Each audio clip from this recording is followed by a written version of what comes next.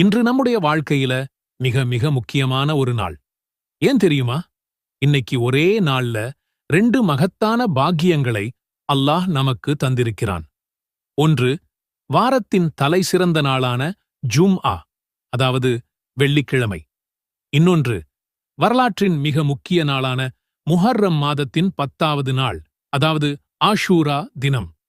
இந்த 2 புனிதமான நாட்களும் ஒன்றாக இணையும் இந்த அரிய நாளில் விடிந்ததிலிருந்து பொழுது சாயும் வரை நாம் தவறவிடக்கூடாத 5 மிக முக்கியமான அமல்கள் என்னென்ன என்பதை பற்றித்தான் இந்த வீடியோவில் நாம் மிகத் தெளிவாக பார்க்கப் போகிறோம். முதலாவது அமல் ஜும்ஆ நாளுக்குரிய சுன்னத்துகளை பேணுவதும் சூரத்துல் கஹ்ஃப் ஓதுவதும் ஆகும்.